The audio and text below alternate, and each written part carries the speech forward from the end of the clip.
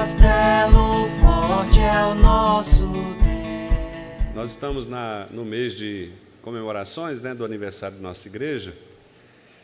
Então, hoje eu gostaria de tratar com os irmãos do tema que é o nosso tema anual, não é? Que nós definimos com o conselho para esse ano, que é amar a Deus e ao próximo, amando a Deus e ao nosso irmão e ao próximo. Então, nós não vamos fazer hoje a sequência do estudo da confissão de fé, Vamos dar esta pausa para tratarmos dessa temática de maneira avulsa. Então, o que eu vou fazer com os irmãos aqui é fazer uma breve exposição, especialmente de alguns textos, de algumas referências bíblico-teológicas na primeira carta de João. Então, eu gostaria que os irmãos abrissem na primeira carta de João. Nós vamos ler inicialmente o capítulo 4, versículos 7 e 8.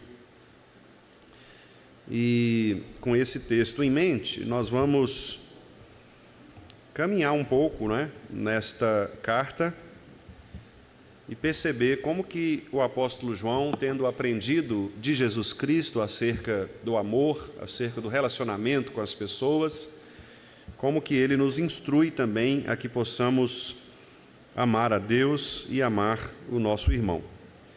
Então, primeira carta de João, capítulo 4, versículos 7 e 8. Nós vamos ler juntos e depois, como eu disse, vamos também olhar outros versículos desta carta para retirarmos daqui, se Deus assim permitir,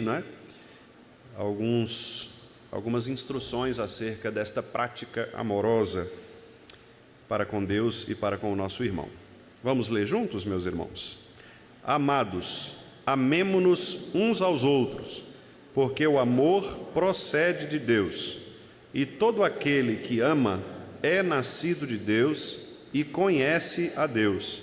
Aquele que não ama não conhece a Deus, pois Deus é amor. Vamos orar? Querido Senhor, Pai nosso, nós te agradecemos, ó Deus, pela beleza de tua palavra, que inspirada pelo Espírito Santo do Senhor, instrui os nossos corações a vivermos conforme a Tua vontade. Nós te agradecemos porque o Senhor nos trouxe aqui nesta manhã com este objetivo de aprendermos um pouco mais do Senhor. Pedimos-te, ó Deus, que o Senhor perdoe os nossos pecados, que o Senhor nos livre do mal, que o Senhor retire de nós agora qualquer impedimento quanto a entendermos, ouvirmos a Tua palavra, a Tua voz, e que o Senhor nos dê clareza, ó Deus, tanto na exposição da minha parte, quanto também na audição dos meus irmãos, para que possamos juntos aprender um pouco mais sobre este tema tão importante para a vida da igreja, para a comunhão dos santos, que é o amor, primeiramente para contigo, a devoção a Ti, e também isto replicado ou refletido no nosso relacionamento com os nossos irmãos. Que o Senhor nos abençoe, que o Senhor nos instrua nesta manhã, é o que nós te pedimos em nome de Jesus. Amém. Meus irmãos, não é muito difícil nós percebermos que a ideia de amor é uma ideia bastante distorcida ao longo da vida, da história da humanidade, Foram muitas as maneiras, muitas as formas de as pessoas interpretarem isso, este conceito, o que é o amor e como ele se manifesta.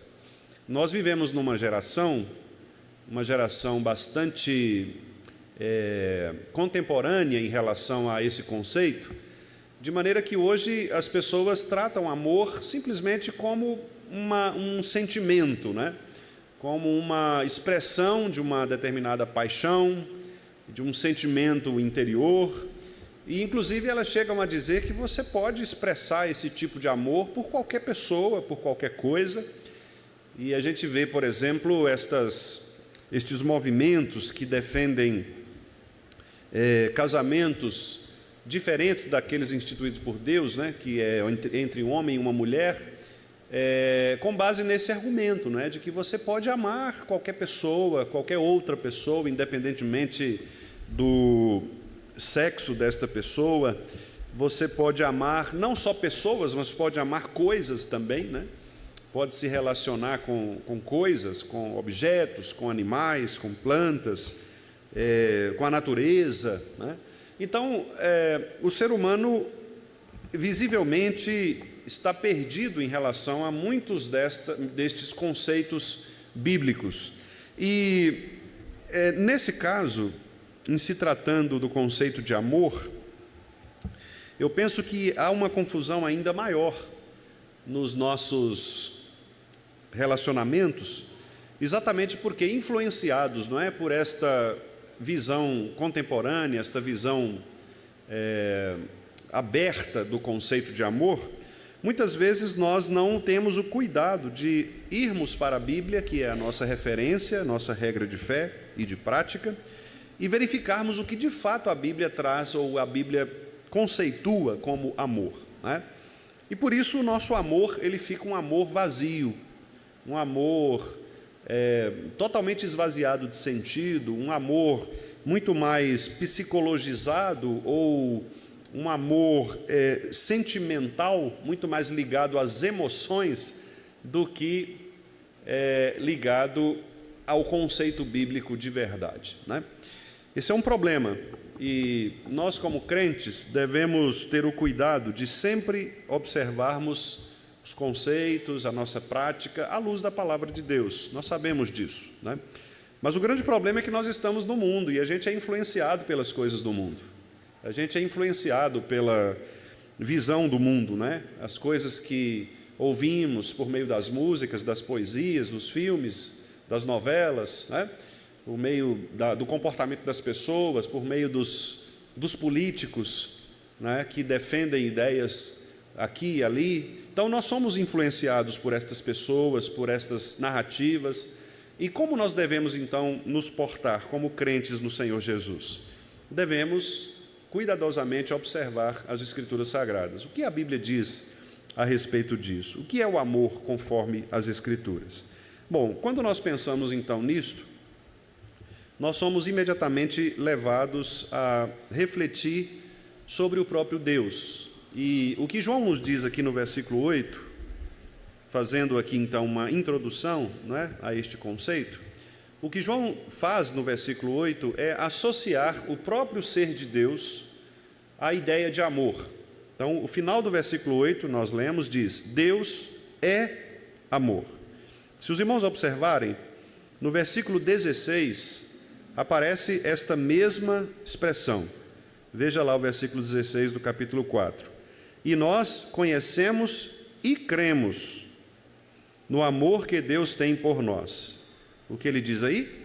Deus é amor. Percebe? Então, quando João ele associa o próprio ser de Deus a este conceito, a esta ideia de amor, o que João está fazendo aqui é relacionando de uma maneira identitária, ou seja, ele está associando uma coisa a outra para dizer o que ele afirmou no versículo 7. No versículo 7 ele diz assim: porque o amor procede de Deus. Observe que João então está nos dizendo, em primeiro lugar, que o conceito de amor, ele não pode ser separado, desvinculado do próprio ser de Deus. Deus é amor, ou seja, o ser de Deus, a perfeição divina é amor. Amor, portanto, não pode ser pensado fora do ser de Deus, ok? Este é um primeiro conceito importante. Só é possível conhecer o verdadeiro amor conhecendo o verdadeiro Deus. Portanto, qualquer outro conceito de amor que as pessoas fabriquem, demonstrem, não é um conceito, não são conceitos bíblicos. Se essa prática, se essa maneira de afirmar ou de viver este amor for contrária àquilo que Deus estabeleceu na sua própria palavra, porque o próprio Deus se revela com amor, certo? Então, quando João está dizendo aqui que Deus é amor, obviamente João não está reduzindo Deus a um conceito, dizendo que Deus é somente amor. Não. O que João está dizendo é que o amor, ele é uma perfeição divina.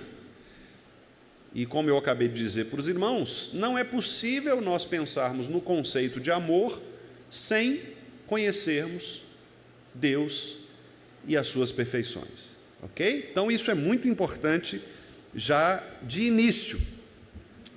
Bom, uma outra coisa que João nos ensina, logo de início aqui nesses versículos 7 e 8, é que existe também uma transferência de qualificações, de perfeições, para aqueles que são chamados filhos de Deus. Os irmãos podem voltar aqui no capítulo 3, no versículo 1, texto que é bastante conhecido nosso. Capítulo 3, 1 diz assim: vede que grande amor nos tem o quê? Concedido o Pai. Percebe? Então Deus, ele transfere esta qualificação, este atributo, esta perfeição que é o amor, para os seus filhos. Os filhos de Deus, portanto, eles recebem de Deus esta capacidade de amar do mesmo modo como Deus amou. Nós que somos filhos de Deus, somos capacitados pelo Espírito de Deus para recebermos o amor, que é uma marca do próprio Deus. Então o texto diz: vede que grande amor nos tem concedido o Pai. E ele concede, e este amor é demonstrado pelo Pai quando nós nos tornamos, por isso o versículo diz, a ponto de sermos chamados filhos de Deus. Então os filhos de Deus, eles recebem de graça, pela ação do Espírito Santo, este atributo divino, que é o atributo do amor. E aí nós voltamos lá para o versículo 7 do capítulo 4. O que o texto diz? Todo aquele que ama, ele é o quê? Nascido de Deus e conhece a Deus. Então, João está aqui dizendo, em outras palavras, aquilo que ele afirmou lá no capítulo 3. Se nós somos filhos, nós recebemos de Deus o poder de amar. O amor com o qual Deus nos amou, nos é também concedido, transferido, porque esse amor, ele procede de Deus. E os filhos são aqueles nascidos de Deus. E os nascidos de Deus, eles demonstram amor. Eles demonstram amor, porque somente aquele que é nascido de Deus ama do modo como Deus ama. E esse que é nascido de Deus, ele possui essa característica espiritual do amor e ele conhece a Deus, Esse verbo conhecer na Bíblia, meus irmãos, ele tem uma conotação de intimidade. Geralmente ele é utilizado para relações sexuais entre marido e mulher. Por exemplo, quando você vai lá nos casamentos do Antigo Testamento, geralmente o verbo que aparece lá é o verbo conhecer. Então diz assim, por exemplo, Adão conheceu Eva. Então a ideia de conhecer ali é a ideia de manter uma intimidade, uma relação profunda entre marido e mulher, que é uma relação estabelecida no ato sexual. Obviamente, o que João está dizendo aqui não é nesse aspecto, mas quando ele usa este verbo, ele quer dizer que somente aqueles que são nascidos de Deus possuem intimidade com Deus, uma intimidade profunda a ponto de fato, conhecer de perto esta característica de amar. Essa intimidade do Senhor, ela é apenas para os filhos. Outras pessoas não podem conhecer a Deus como os filhos conhecem. Somente os filhos podem conhecer o Pai de uma maneira profunda. Vamos ver, por exemplo, Salmo 25.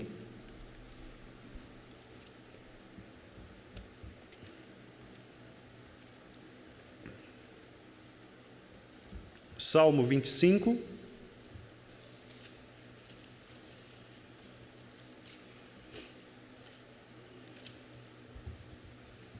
Vamos ler juntos o versículo 14. A intimidade do Senhor é para os que o temem, aos quais ele dará a conhecer a sua aliança. Estão vendo? Então, quem é que se torna íntimo do Senhor? Aqueles que temem ao Senhor. E esses que temem ao Senhor, o que é que eles recebem de Deus? Eles recebem de Deus, aos quais ele dará, Deus dará a esses, né? O quê? O conhecimento da sua aliança. Ou em outras palavras, somente os filhos, somente aqueles que possuem este nível de intimidade é que podem de fato acessar os atributos de Deus, as perfeições divinas. Então, o que João está dizendo é que o verdadeiro amor, ele só pode ser praticado por aqueles que são filhos de Deus. Só pode amar de verdade aqueles que são nascidos de Deus.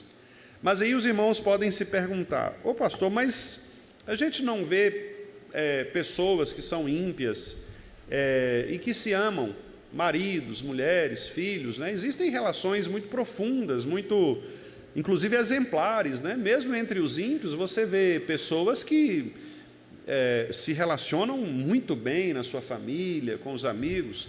Sim, nós vemos isto. Mas este tipo de atributo nos ímpios, ele é um tipo de atributo fruto da graça comum de Deus, porque lembre-se de que todo homem, inclusive os ímpios, foram criados como a imagem e a semelhança de Deus. Então, obviamente, existem, mesmo nos ímpios, alguns atributos que foram comunicados a eles. Então, por isso que nós encontramos pessoas justas, pessoas bondosas, pessoas amorosas, pessoas gentis. Nós encontramos estas pessoas mesmo não sendo crentes, mesmo professando inclusive outras religiões, né? Você pode encontrar um muçulmano, por exemplo, que seja uma pessoa extremamente gentil, né? Amorosa, uma pessoa hospitaleira, né? Não há não, isso não deve nos causar nenhum tipo de espanto, né? Por quê? Porque esta pessoa, embora nós entendamos esteja num caminho errado, ela foi criada à imagem e semelhança de Deus, então ela possui atributos divinos. No entanto, a palavra de Deus nos diz que estas pessoas que não conhecem a Deus, o verdadeiro Deus, elas praticam estas ações, que a Bíblia chama de boas obras, que são, são esses atos, né, de obediência a Deus, e a Bíblia diz que Deus, de certo modo, ele repele essas pessoas e o pavor de Deus por essas pessoas se torna ainda maior, pelo fato de que elas têm os atributos, porque foram comunicadas a elas, mas elas não reconhecem o verdadeiro Deus como sendo o doador genuíno destes atributos. É o que Paulo fala lá em Romanos capítulo 1, que mesmo tendo conhecimento de Deus, mesmo tendo recebido de Deus a revelação da divindade, do seu poder, etc., estas pessoas resolveram, por causa dos seus raciocínios falazes, falsos, resolveram adorar outros deuses, que não o Senhor. Então a ira de Deus se revela contra estas pessoas. E de que ira é esta de que Paulo está falando? A ira da condenação. Ou seja, essas pessoas, muito embora elas pratiquem estas obras, ou estas boas obras de obediência, embora elas sejam boas, sejam amorosas, sejam gentis, etc., elas não o fazem reconhecendo quem é o verdadeiro doador. Elas não praticam estas obras adorando o verdadeiro doador destes benefícios. Este é o grande problema, que a Bíblia chama de idolatria. A idolatria é isto: é quando nós, em algum momento da nossa vida, nós, ao invés de darmos graças a Deus, ou de reconhecermos Deus como o doador de todas as coisas, nós atribuímos estas coisas que nós temos a outras causas, a outros senhores. Então, o ímpio, ele se torna um idólatra por esta razão, porque ele, tendo recebido do Deus verdadeiro a capacidade de amar, ele usa esta capacidade de amar distanciada, deslocada, desconectada do verdadeiro Deus. Então, Deus abomina esta relação de amor que é praticada fora do seu próprio ser. Ok? Então, muito embora nós achemos boas as ações dos ímpios, quando eles amam, quando eles são justos, quando eles são bons, para Deus, do ponto de vista da relação deste homem com Deus, estas obras não são aceitáveis, porque para Deus é uma ingratidão daquele coração o fato de ele ter recebido desta graça, mas não glorificar a Deus como ele de fato é. Imagine uma relação pai e filho, né? Imagine um pai, uma mãe que dê ao seu filho tudo o que ele pode dar, e do bom e do melhor. E o filho recebe estes presentes, usufrui estes presentes, mas em nenhum momento ele agradece ao pai, à mãe, a doação desses presentes. Ele recebe e curte os presentes, mas como se tivesse caído do céu, né? Obviamente, nós que somos pais, sentiríamos uma certa repulsa, não é? De dizer, poxa vida, eu fiz todo o esforço para dar esse presente e o fulano nem sequer falou muito obrigado. É claro que, guardadas as proporções, é como se isso acontecesse com Deus. Deus doa a estas pessoas, por elas serem imagem e semelhança dele, certos atributos. Estas pessoas recebem esses atributos, vivem esses atributos, e quando não distorcem esses atributos, ignoram aquele que é o doador destes atributos. Então elas adoram a criatura em lugar do Criador. É exatamente o que Paulo denuncia lá em Romanos capítulo 1. Então, o que João faz aqui? Ele diz o seguinte: primeira coisa, Deus é amor. Não é possível pensarmos amor fora de Deus. Segundo, só é possível praticar o genuíno amor àqueles que são filhos de Deus, porque somente os filhos recebem esta condição de conhecer verdadeiramente Deus e de praticar espiritualmente este atributo, esta perfeição que é o amor. E no versículo 8, João então faz uma relação inversa, quando ele afirma a mesma coisa, a mesma verdade, mas ele afirma inversamente ou negativamente, quando ele diz assim: aquele que não ama não conhece a Deus, não é? Aquele que não ama não conhece a Deus. Agora, parece que ele está fazendo um trocadilho de palavras, mas na verdade o que ele está querendo dizer é que o seguinte: o filho recebe de Deus a capacidade espiritual do exercício do amor.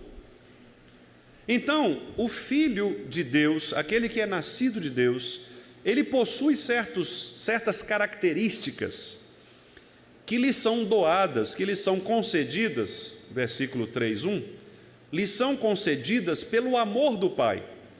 O crente, portanto, o filho de Deus, o genuíno filho de Deus, ele é transformado pela graça de Deus e ele recebe o Espírito Santo, o que nós chamamos de fruto do Espírito, exatamente para pôr em prática ou para desenvolver esse fruto espiritual.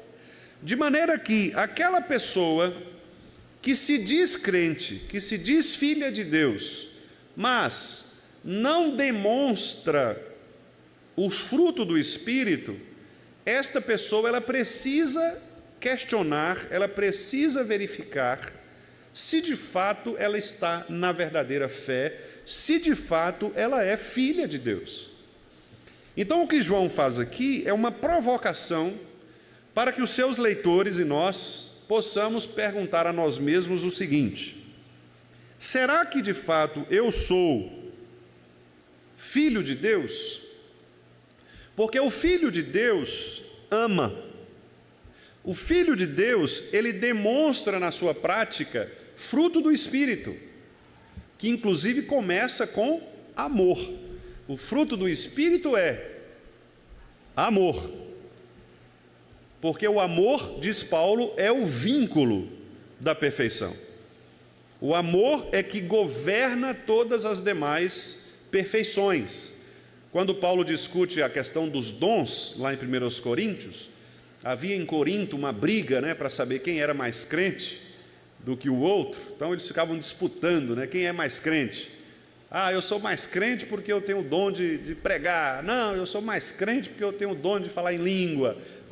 Eu sou mais crente porque eu tenho o dom de misericórdia. Eu sou mais crente porque eu fui batizado por Paulo. Você não, você foi batizado por Apolo. Então eles ficavam brigando ali para saber quem era mais espiritual, quem era mais crente daquela igreja. E Paulo diz para eles: olha, querem saber de uma coisa? O dom que prova que você de fato é um crente é um só, é o amor. Então, se você quiser buscar o verdadeiro dom, se você quiser de fato ser alguém movido pelo Espírito Santo, ame. E o amor implica suportar o outro, perdoar, levar a injustiça para si, sofrer o dano. O amor, ele sofre pelo outro. O amor espera o crescimento do outro. O amor, ele compartilha. O amor, ele é isto. O amor é uma forma de se entregar, como Cristo fez por nós. Ele se entregou. Então Paulo reconstrói o famoso capítulo, do 1 Coríntios 13, ele reconstrói essa mentalidade errada daqueles irmãos de Corinto. Porque os irmãos estavam pensando que a verdadeira demonstração de espiritualidade eram os outros dons. E Paulo está dizendo: irmãos, não adianta nada você ter um determinado dom, mas sufocar esse dom pela ausência de amor. Do que adianta, por exemplo, eu ter o dom de pregar, o dom de profecia, o dom de expor a palavra, mas não fazer isto fundamentado no amor pelo próximo? Do que adianta? Do que adianta eu pregar a palavra sem perceber a necessidade das minhas ovelhas? De nada adianta. Eu me tornarei apenas um professor, um palestrante, alguém desconectado da realidade das pessoas. Vou trazer algumas palavras que não vão cair no coração, não vão modificar, não vão se tornar instrumentos de Deus, porque eu farei isso apenas por obrigação, apenas mecanicamente, não é? Por isso Pedro, inclusive, advertiu lá os presbíteros, dizendo: não façam o ministério por torpe ganância, não façam por constrangimento, por obrigação, né? Não façam pensando que vocês vão ter lucros, porque não é esse o papel da pregação, do ensino. A pregação e o ensino visam amorosamente corrigir, admoestar, educar. Não é isto? Paulo disse a Timóteo: Timóteo, pregue a palavra em tempo e fora de tempo, mas faça isso com mansidão, sabendo que é o Espírito Santo que vai transformar os corações. Então não adianta um pastor chegar com muito conhecimento e simplesmente despejar sobre a igreja e se relacionar mal com as suas ovelhas. Não adianta. Então, Paulo está dizendo: de nada adianta você falar em línguas, você pregar, de nada adianta você participar do coro, da música, de nada adianta você ser um mestre, um professor, de nada adianta estas coisas se você não tiver amor. Sem amor, nada disso prosperará. E aí Paulo utiliza ali o que a gente chama na língua portuguesa, de hipérbole, que é um exagero, Paulo começa dizendo assim, ó, ainda que eu falasse a língua dos homens e dos anjos, não é? Ainda que eu falasse a língua dos anjos, ainda que eu desse o meu próprio corpo para ser queimado, olha só que nobreza de atitude, né? Imagina o pastor chegar e entregar o próprio corpo para ser queimado pelos irmãos, se tornar Marte, né? Paulo disse, olha, se estas coisas forem feitas sem amor, de nada se acrescentará, nada resolverá. Então, em outras palavras, as nossas grandes ações, os nossos grandes, digamos, dons que nós exercitamos na igreja, né? Os trabalhos que nós desenvolvemos na igreja, o que nós fazemos pelos nossos irmãos na igreja, como comunidade cristã, se estas coisas não forem fundamentadas anteriormente no amor, nada disso se acrescentará. Não adianta eu ser pastor se eu não aprender a amar o meu próximo, o meu irmão. Não adianta eu ser um cantor, um instrumentista, um projetista, não adianta se eu não fizer isso com base no exercício do amor.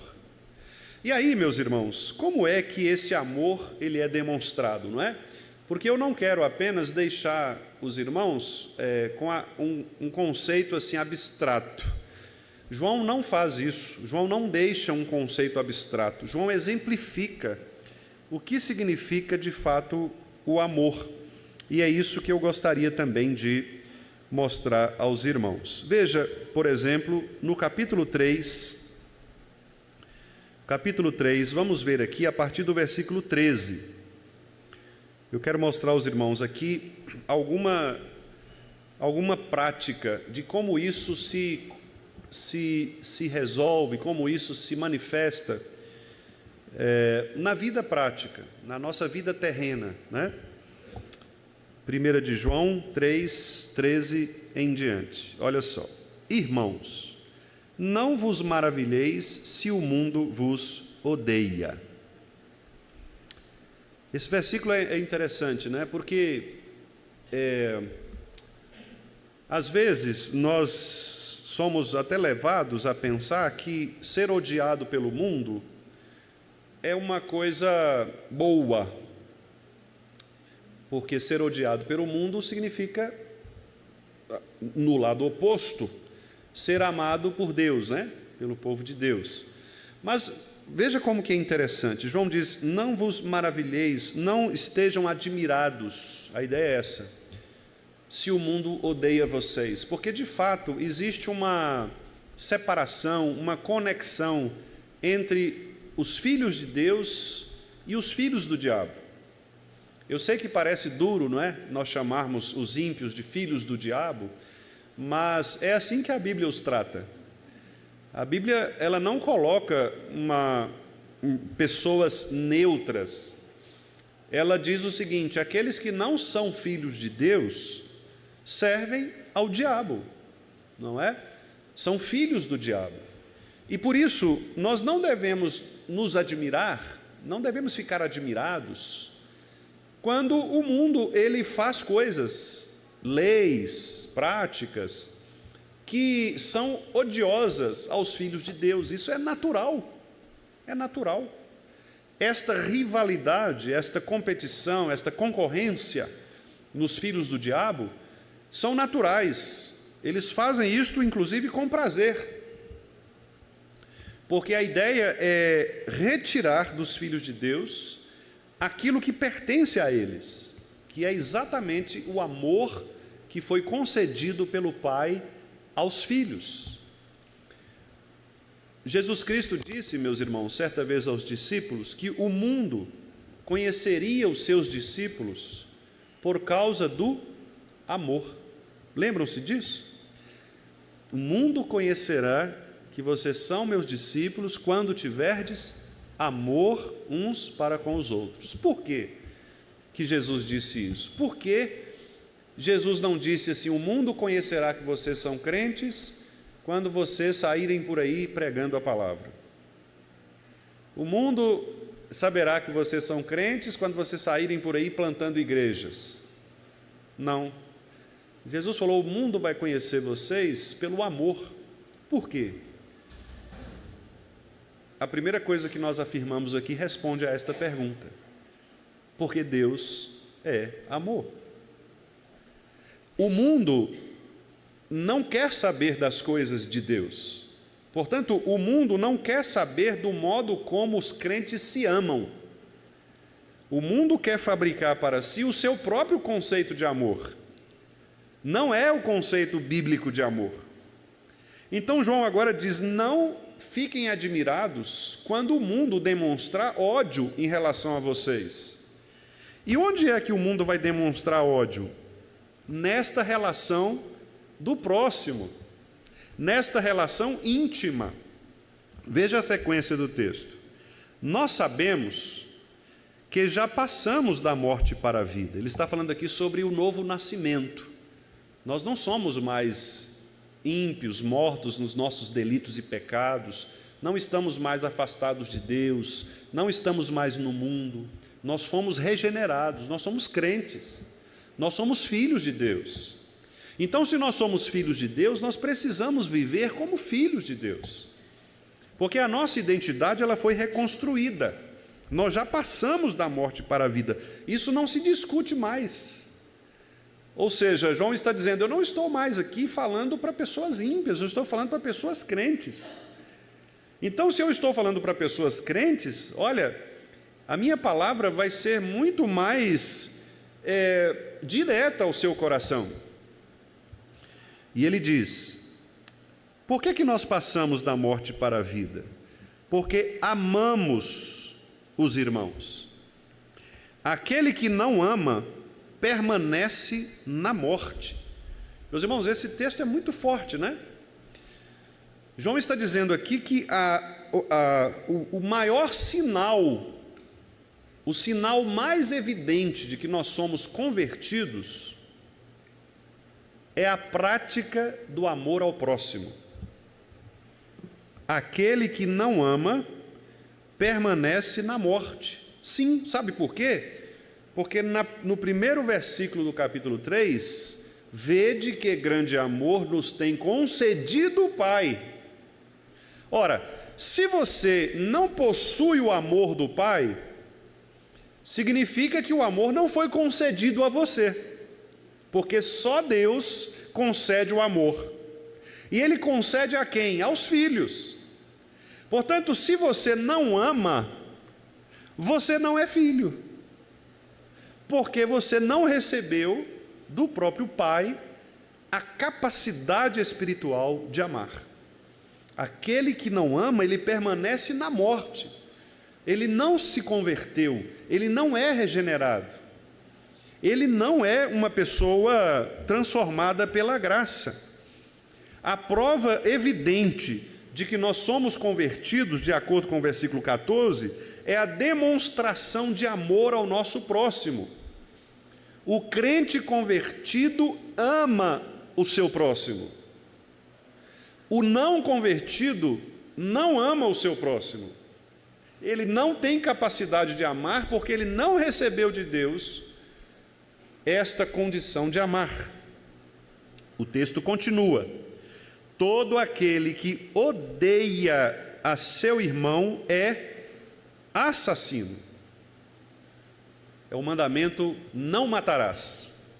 Lembre-se de que Jesus falou que o matar não é simplesmente você derramar o sangue, mas se você cometer um ato de maledicência contra o próximo, você também estará matando o seu próximo. Lembra disso? Nós tratamos disso aqui quando fizemos a exposição do 6º mandamento. Os irmãos vão se lembrar. Quando eu então desejo mal ao meu próximo, quando eu crio circunstâncias, situações que depreciam o meu próximo, quando eu causo injúria, difamação, calúnia, ofensas, todas estas coisas são quebras do 6º mandamento. Aliás, eu vou ler para os irmãos aqui como está expresso, não é, no nosso Catecismo Maior, a respeito disso. sobre o sexto mandamento. Olha só, como que os nossos irmãos puritanos, eles trataram isto. O que significa, né, este mandamento? Quais são os deveres? Os deveres exigidos no sexto mandamento são todo o empenho cuidadoso, todos os esforços legítimos para preservar nossa vida e a do próximo, resistindo, veja, a todos os pensamentos e propósitos, subjugando todas as paixões, evitando todas as ocasiões, tentações, práticas que tendem a tirar injustamente a vida de alguém, por meio de justa defesa da vida contra a violência, por paciência em suportar a mão de Deus, sossego mental, alegria de espírito, uso sóbrio da comida, bebida, remédios, sono, trabalho e recreios. Os puritanos eram é por isso que tem muita gente que não quer, que detesta os puritanos, né? Porque eles iam na veia mesmo, não tem jeito. Sossego mental. Uma das coisas que a gente mais tem no mundo moderno é a ansiedade. A ansiedade quebra o sexto mandamento. Ah, pastor, mas ansiedade, né? Não andeis ansiosos por coisa alguma, né? Ah, mas é um problema médico. Sim, mas o problema médico veio em decorrência do pecado também. Se não tivesse Adão caído, nós não teríamos doenças, né? Então, até o problema psiquiátrico, médico, fisiológico, neurológico, é uma consequência de um pecado, né? Não de um pecado específico que você esteja praticando, mas da condição de pecado que nós temos, né? De morte. Alegria de espírito, uso sóbrio da comida. Comer demais, né? Comer o que não pode. É complicado, né? Doce demais, né, Serginho? Doce demais, né? Bebida, remédios, sono. Tem gente que fica aí, não dorme, né? Os jovens aí, os adolescentes, mexendo no celular a noite toda, né? E vendo Netflix, não dorme, né? Não cuida do sono. Trabalho também, pessoas que trabalham. Aí vem, né? Continua. Por pensamentos caridosos, olha só, essa é a parte que eu quero destacar que tem a ver aqui, né? Com o nosso tópico. Pensamentos caridosos, amor, compaixão, mansidão, benignidade, bondade, olha só, tudo fruto do Espírito, né? Comportamento e palavras pacíficos, brandos e corteses. Ou seja, quando nós, de acordo com a interpretação aqui dos nossos irmãos, fundamentada em vários textos bíblicos, né? Quando nós não somos mansos o suficiente com os nossos irmãos, e o que é a mansidão na Bíblia? Mansidão na Bíblia é você ser capaz de suportar o dano, carregar a ofensa. O fulano te ofende e você segura a ofensa, ao invés de revidar, né? É fácil? Claro que não. Mas é o que a Bíblia diz que nós temos que fazer. Benignidade, que é pensar o bem em favor do próximo, né? Pensar o bem em favor do próximo. Então, em vez de você falar, tomara que dê errado, né? É você orar, Senhor, abençoa o meu próximo, né? Mas como é que você tem coragem de orar por aquele camarada que saiu falando mal de você? Não, não é coragem, é obediência à palavra. Eu preciso orar. Jesus Cristo disse que nós deveríamos amar até os nossos inimigos. O que significa amar o inimigo? É você ir lá e tomar café com ele? Não. É você pensar benignamente em relação a ele, não desejar sua própria vingança em relação a ele. Comportamento e palavras pacíficos. Aqui está falando de gente que provoca a ira, né? Nós não devemos ser aquelas pessoas que provocam a ira no nosso próximo. O nosso comportamento, as nossas palavras devem ser pacíficas, certo? Bem-aventurados os pacificadores. Pacífico. Brandos e corteses. Agora vem, olha, longanimidade e prontidão para se reconciliar.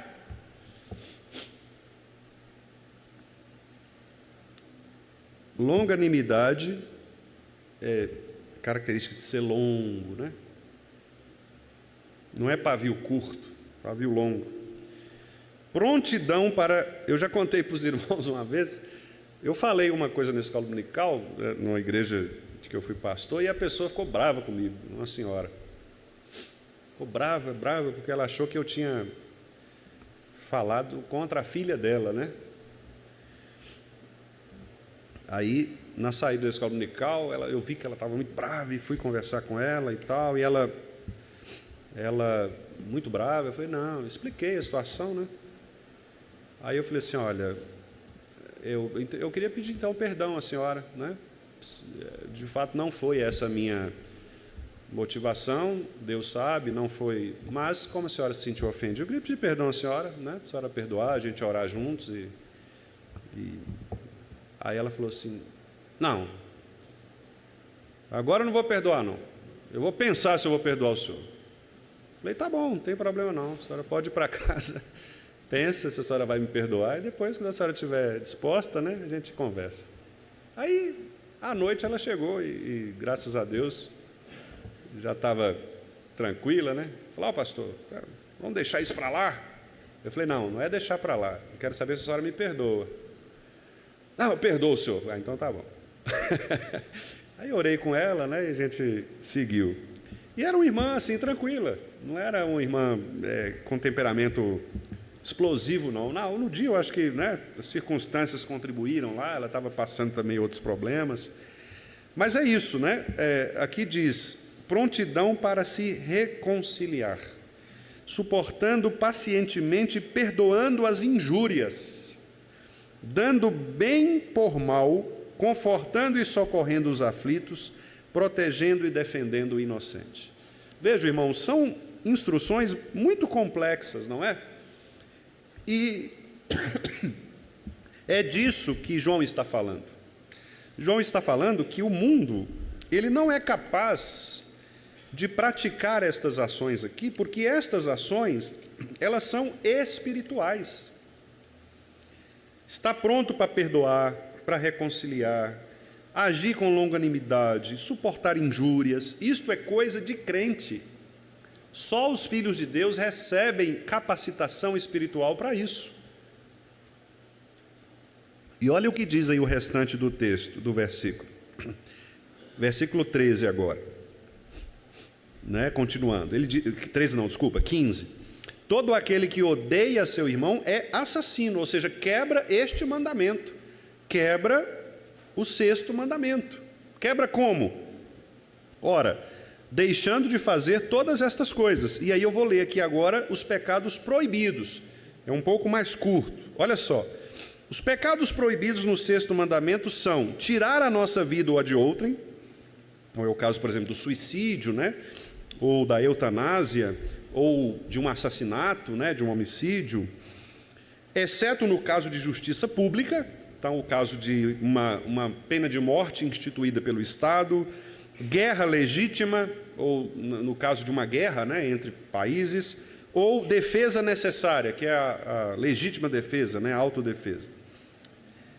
A negligência ou a retirada dos meios lícitos ou necessários para a preservação da vida. Então, por exemplo, um governo que não dá suporte médico, de saúde para a população, médico que não trata com a devida responsabilidade casos de seus pacientes, né? São pessoas que retiram os meios legítimos ou necessários para preservar a vida. Aí vem agora o ponto que tem a ver com o nosso mandamento aqui, com o nosso texto. O que é proibido? A ira pecaminosa. Então, o que é a ira pecaminosa? É a ira que não se justifica pela verdade. Existe uma ira não pecaminosa? Existe. Jesus Cristo irou, contudo não pecou. Qual é a ira que não é pecaminosa? É aquela ira que defende a verdade de Deus. Por exemplo, quando Jesus chegou no templo e viu as pessoas fazendo mau uso do templo, ele ficou irado. Mas a sua ira não era para defender a sua pessoa, era para defender a santidade de Deus. Então, qual seria uma ira justificável? Por exemplo, do pastor Wendel. Suponhamos que, isso já aconteceu, não comigo, mas eu sei de colega que aconteceu isso. Suponhamos que eu convide alguém para falar aqui na igreja. E esse alguém vem aqui e comece a falar heresia. Ora, eu tenho todo o direito de levantar e tirar esse indivíduo da frente da igreja. E se ele não quiser sair por bem, ele sai na pancada mesmo. E ainda bem que a gente tem militares aqui, se for o caso, dá até voz de prisão, né? Certo? Porque nós não estamos defendendo uma verdade pessoal. Nesse caso, nós estamos diante de uma verdade bíblica, do ser de Deus. Então, este tipo de ira é autorizada. Veja, não é raiva, não é explosão de raiva. É você agir, às vezes com força, às vezes até força física mesmo, como foi o caso de Jesus derrubando as mesas, para preservar a verdade do Evangelho, certo?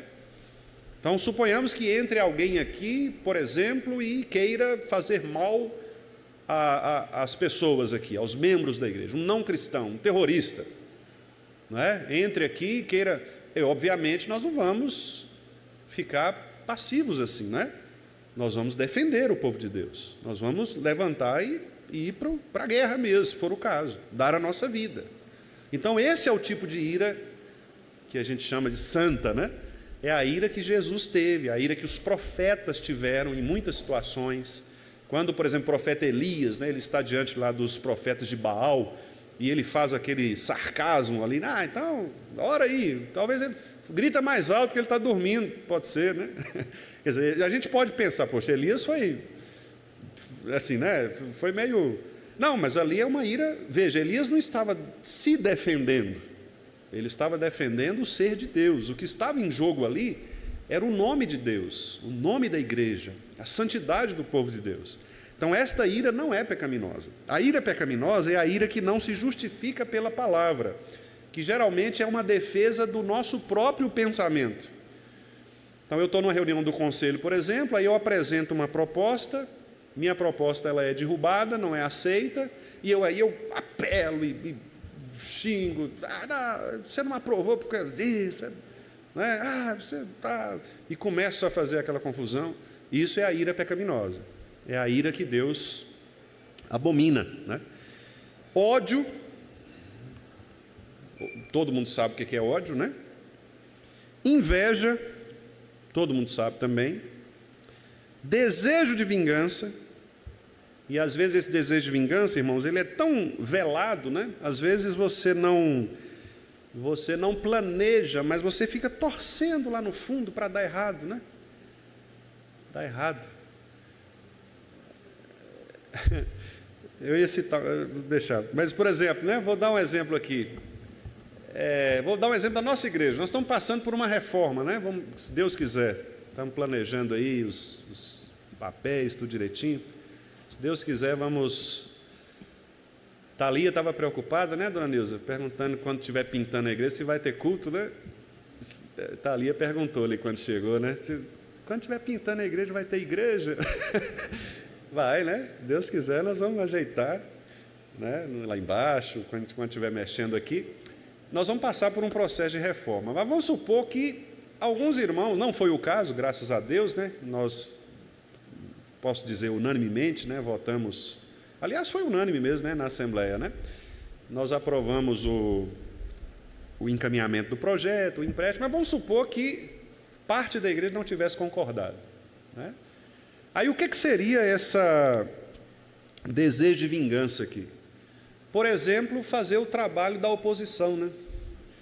Então, assim, o negócio é o seguinte: eu não aprovei a reforma, então também não vou dar o dízimo mais, não. Vou quebrar a igreja, né? Vou boicotar. Hã?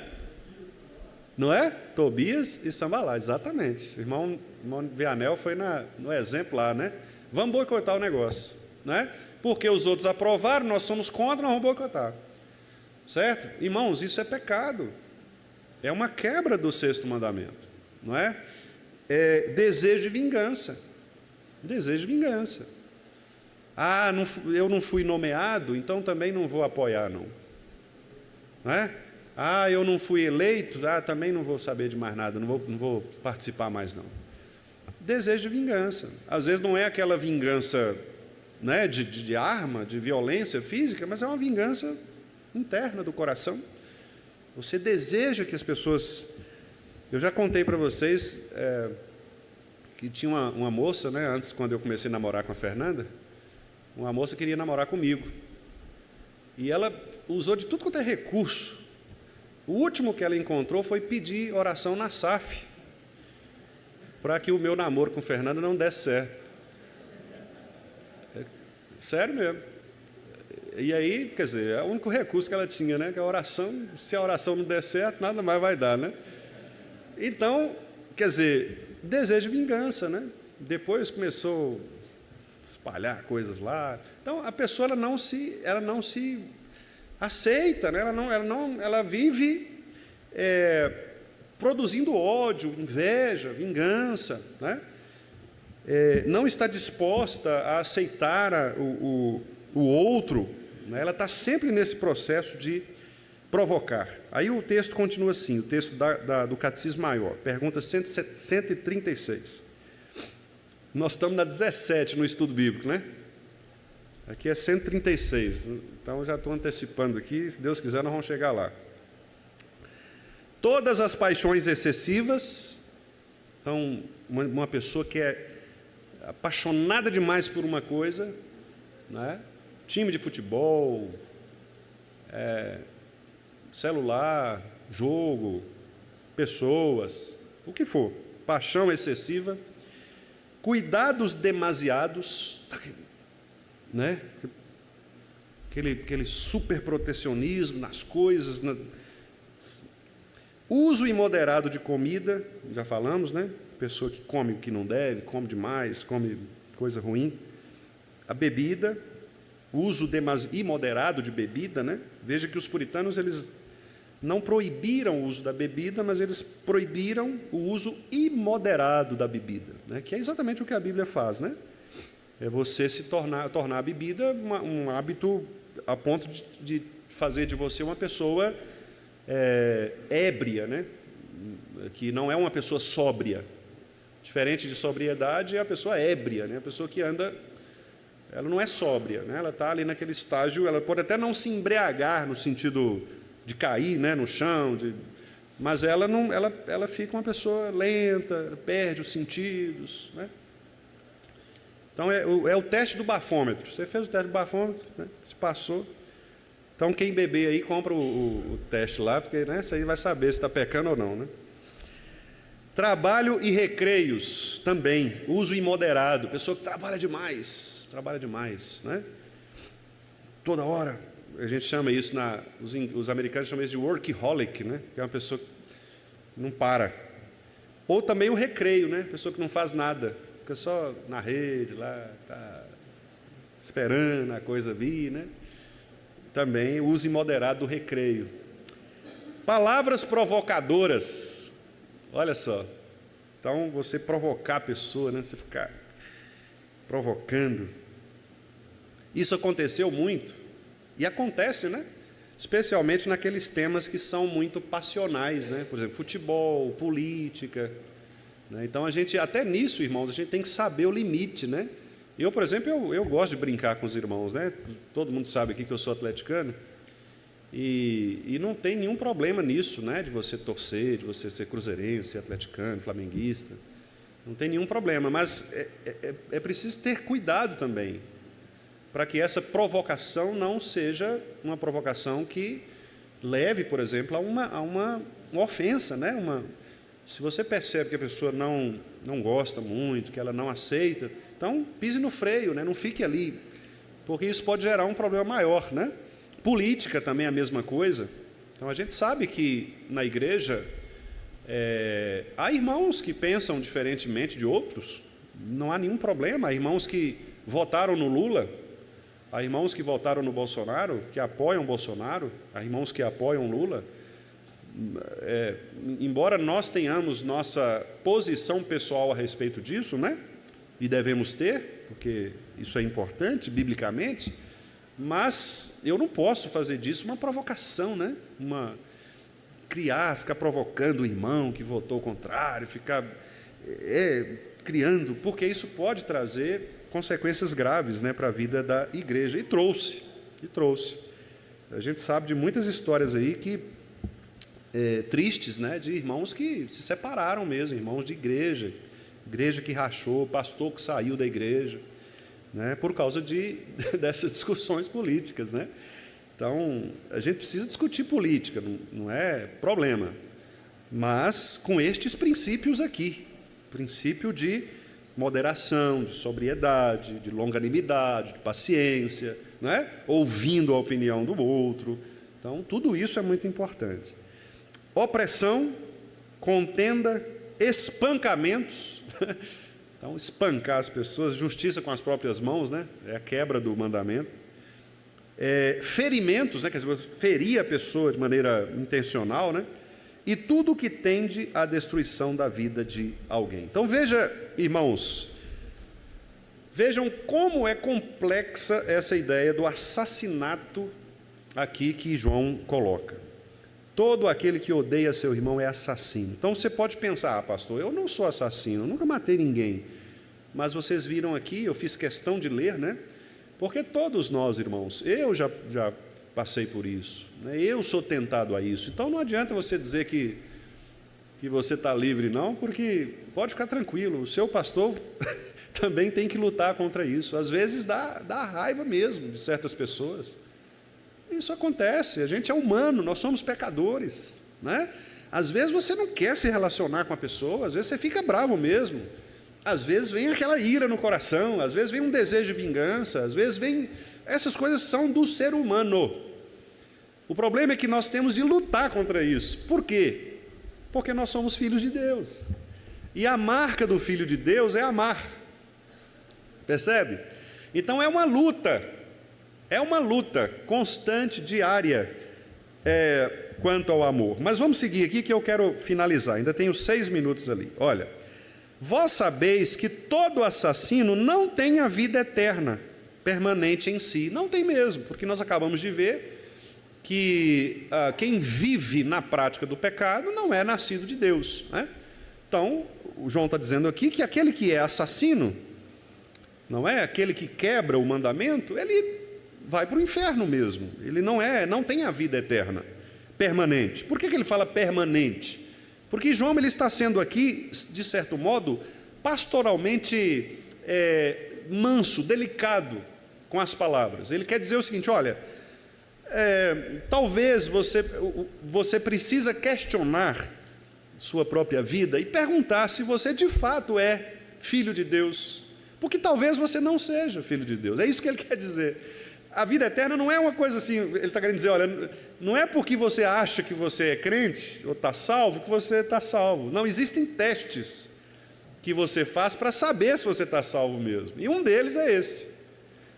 Então, se você odeia seu irmão constantemente, se você tem esses pensamentos aqui que o catecismo colocou, cuidado, pense sobre sua vida, porque você pode estar em maus lençóis, né? 16, nisto conhecemos o amor. E aí ele agora dá um exemplo prático. Como que a gente sabe o que é amor? Aí ele diz, Cristo deu a sua vida por nós. Esse é o exemplo prático. E Cristo deu sua vida aqui, ele deu objetivamente, corporalmente. Não é uma coisa, não é uma ideia, não é uma história. De fato, Cristo morreu na cruz. O que João está dizendo é que o amor, ele não se revela com palavras, mas ele se revela com prática, ação. Não adianta você dizer, meu irmão, eu te amo, se você não trabalha em favor do seu irmão. E é isso que ele vai dizer agora na sequência. Olha, como que nós devemos dar a nossa vida pelos irmãos? Versículo 17. Bom, aquele que possui recursos deste mundo, ele está falando aqui de bens mesmo, dinheiro, recursos, né, materiais, e vira seu irmão padecer necessidade, certo? Fechar-lhe o coração, como pode permanecer nele o amor de Deus? Filhinhos, não amemos de palavra nem de língua, mas de fato e de verdade. João está sendo aqui, meus irmãos, muito prático. Ele está querendo dizer o seguinte: olha, quando o seu irmão tiver alguma necessidade, certo? Ele usa aqui o exemplo da necessidade material, porque era muito comum naquela época. Naquela época as pessoas tinham muitos problemas, eram pessoas muito pobres, né? Tanto que os diáconos foram eleitos para justamente cuidar desta parte da igreja, né, de pessoas pobres que não tinham recursos, e os apóstolos então eles recolhiam as ofertas, davam, os diáconos distribuíam de acordo com as necessidades, especialmente as viúvas, os órfãos, né? Era muito comum. A pobreza era uma condição comum daquela época, como é da nossa época também, né? E o que João está pegando aqui é um exemplo de uma circunstância comum da vida, que é a ausência de recursos materiais, para ilustrar o que é o amor na prática. O amor na prática não é você dizer que ama. O amor é você fazer aquilo que resolve a carência do outro, a necessidade do outro. É como você perguntar, do que o meu irmão precisa?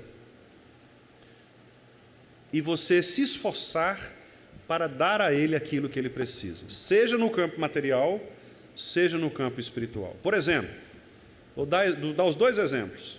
O irmão chega para você e diz assim: olha, pastor, eu estou com um problema de... eu estou precisando visitar o meu filho e eu preciso de uma passagem, eu não tenho uma passagem de ônibus. Nós poderíamos agir de duas formas, né? Um é dizer assim: ô, minha irmã, eu vou orar por você.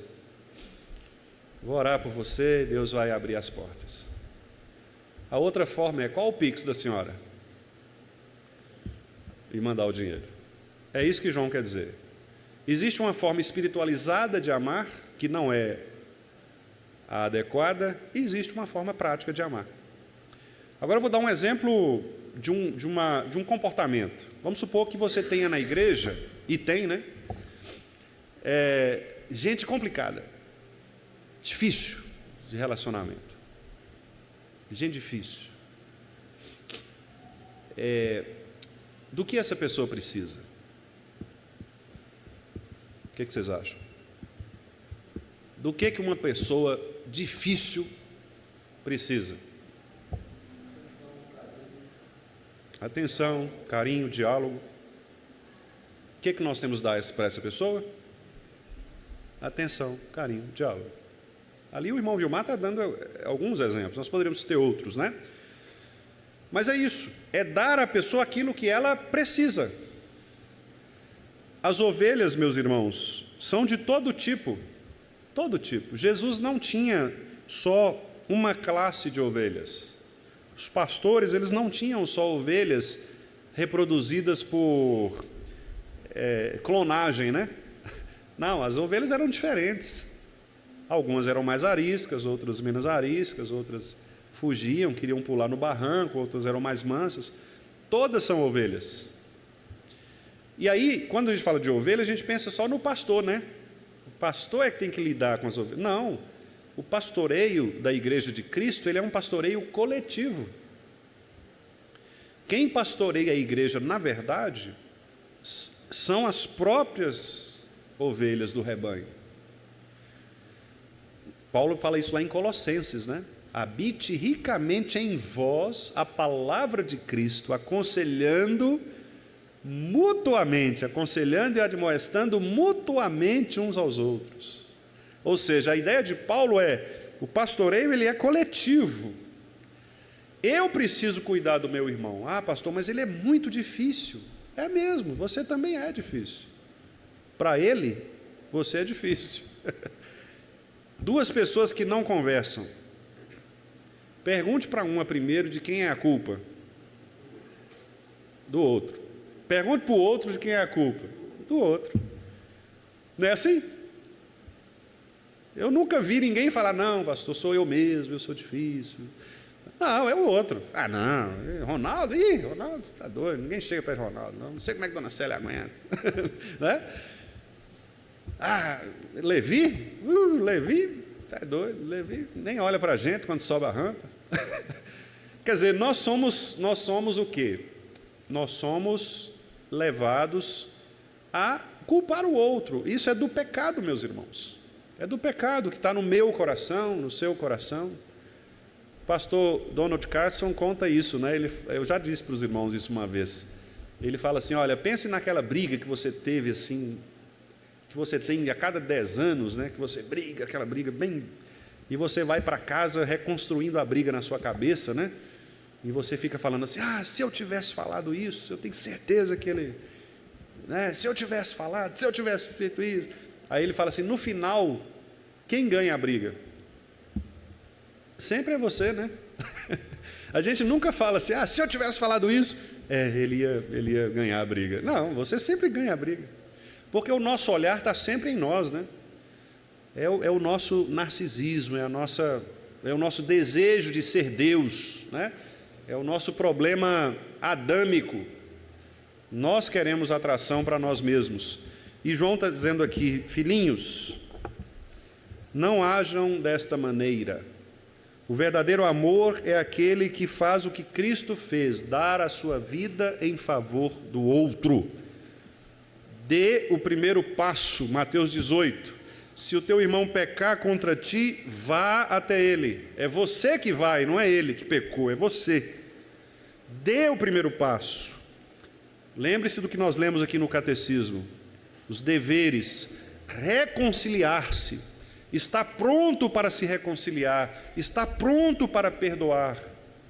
E meus irmãos, com isto eu não estou querendo dizer que são situações fáceis, eu sei que não são, não é uma coisa automática, não é algo assim que você simplesmente, não, eu sei que é difícil, eu sei que muitos vão lutar contra isso. Pastor, eu não consigo, pastor. Eu não consigo chegar perto do seu Edson, não consigo. Já tentei, mas não consigo chegar perto do seu Edson. Eu sei que não é fácil, mas você precisa fazer isso.